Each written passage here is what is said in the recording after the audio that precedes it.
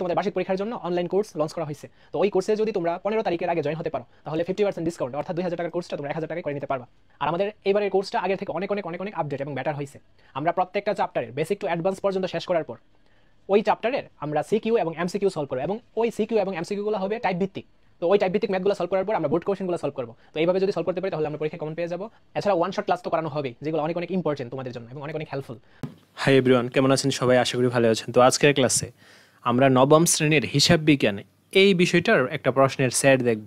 আর এই প্রশ্নের সেটটা কিন্তু ভেরি ভেরি ইম্পর্টেন্ট, ঠিক আছে? এই প্রশ্নের সেট থেকে অনেক কিছুই তোমাদের কমন পড়ে যাবে। তো অবশ্যই মাস্ট বি এই প্রশ্নের সেটটা সলভ করবে এবং এইটার অ্যান্সারও কিন্তু তোমাদের দেওয়া হয়েছে। তো অবশ্যই ভিডিওতে একটা লাইক করে দিও এবং কে কোন স্কুল থেকে দেখতেছো কমেন্টে জানিয়ে দিও। তো তোমাদের সৃজনশীল এবং সংক্ষিপ্ত প্রশ্ন, এই প্রশ্নের সেটটা মূলত 70 নম্বরের এবং বহু নির্বাচনী প্রশ্ন আসবে 30 নম্বরের, মোট হচ্ছে 100 নম্বরের পরীক্ষা। সংক্ষিপ্ত উত্তর প্রশ্ন দেখো, আমরা বাকি সাবজেক্টগুলোতে আমরা দেখছি যে 15টা থেকে 10টা প্রশ্নের উত্তর দিতে হয়, বাট তোমার হিসাব বিজ্ঞানে মূলত 60টা প্রশ্ন থাকবে সংক্ষিপ্ত, এর মধ্যে থেকে 5টা প্রশ্নের উত্তর দিতে হবে। প্রত্যেকটা প্রশ্নের মান 2 করে 10 নম্বর। তো দেখো, যে কোনো 5টি প্রশ্নের উত্তর দাও। এখানে দেখো 60টা কোশ্চেন দেওয়া আছে, 5টা প্রশ্নের উত্তর দিতে হবে। ভেরি ভেরি ইম্পর্টেন্ট কিন্তু। তো হিসাব বিজ্ঞানে আরেকটা সেট আপলোড করা হবে, 2টা সেট যদি তুমি দেখে যাও তাহলে দেখবা মানে হিসাব বিজ্ঞান পরীক্ষায় তুমি মানে একেবারে ফাটাই আসতে পারবে, এমন পরীক্ষা দিবা, বুঝছো? তো অবশ্যই এই 2টা সেট ভালোভাবে প্র্যাকটিস করে যাবা। তারপর দেখো সৃজনশীল প্রশ্ন, যে কোনো 4টি প্রশ্নের উত্তর দিতে হবে। ভাইয়া তোমাদের প্রশ্ন আসবে 60টা থেকে তোমাদের 4টা প্রশ্ন দিতে হবে, ওকে? তো প্রত্যেকটা প্রশ্নের মান 10 করে 40 নম্বর, বুঝছো? তো এখানে দেখো এই যে উদ্দীপক দেওয়া আছে, অর্থাৎ তোমাদের আর্থিক অবস্থার বিবরণী বাদে যে চ্যাপ্টারগুলো আছে ওই চ্যাপ্টারগুলো থেকে তোমাদের প্রশ্ন আসবে। তো ওইগুলা থেকেই মূলত 4টা প্রশ্ন দিতে হবে। তো এখানে দেখো দ্বিতীয় অধ্যায় থেকে একটা প্রশ্ন আসছে, লেনদেন এমন ঘটনাসমূহ চিহ্নিত করে মোট পরিমাণ নির্ণয় করো। একদম ইজি। তারপর দেখো চিহ্নিত করে সমীকরণ পদ্ধতিতে তার কারণ ব্যাখ্যা করে। এই যে সমীকরণ পদ্ধতিটা, এই নিয়মটা কিন্তু আসবেই আসবে। দেন হিসাব সমীকরণের উপর লেনদেনের প্রভাব দেখাও, এইটাও আসবে। তো বি কেয়ারফুল, অবশ্যই এগুলো প্র্যাকটিস করে যাবা। দেন তোমাদের দেখো এই যে হ্যাঁ, এই প্রশ্নগুলো অনেক অনেক ইম্পর্টেন্ট, এগুলো অবশ্যই তোমরা সলভ করে যাবা। আচ্ছা, তারপরের প্রশ্নটা দেখি আমরা। এই যে 3 নং প্রশ্ন, ওকে, মূলধন জাতীয় প্রাপ্তি, আয় ব্যয়, এই যে এই টাইপের একটা প্রশ্ন আসছে। এগুলোর অ্যান্সারটা আমি তোমাদের ভিডিওর শেষ অংশে দেখায় দিব।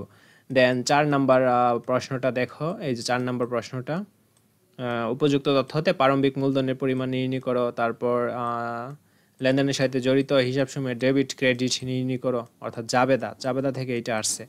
দেন 5 নংটা দেখো, পণ্য তথ্য হতে ফেরত পণ্যের মূল্য নির্ণয় করো। দেন ক্রয় জাবেদা প্রস্তুত করো, সাধারণ জাবেদা দাখিলা দাও।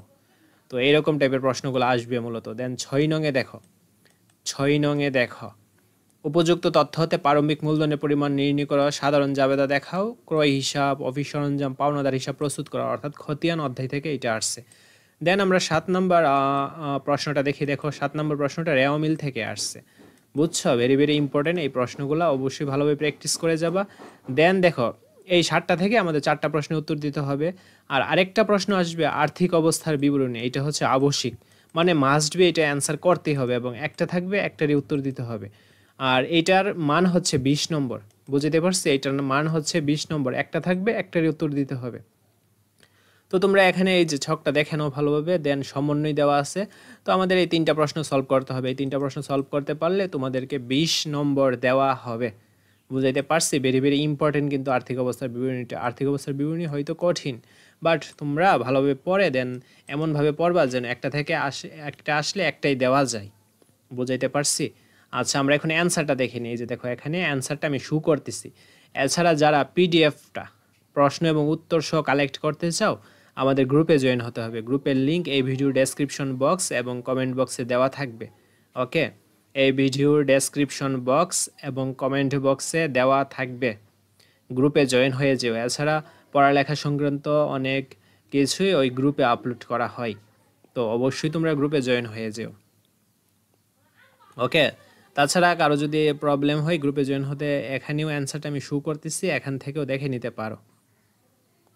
এই যে দেখো এর অ্যান্সারটা। তো আজকের ভিডিওটি এই পর্যন্তই। পরবর্তী ভিডিওতে আমরা অন্য একটা বিষয়ের অন্য একটা সেট নিয়ে আলোচনা করব।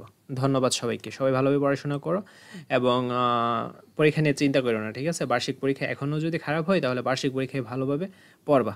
ওকে, তো ধন্যবাদ সবাইকে, টেক কেয়ার।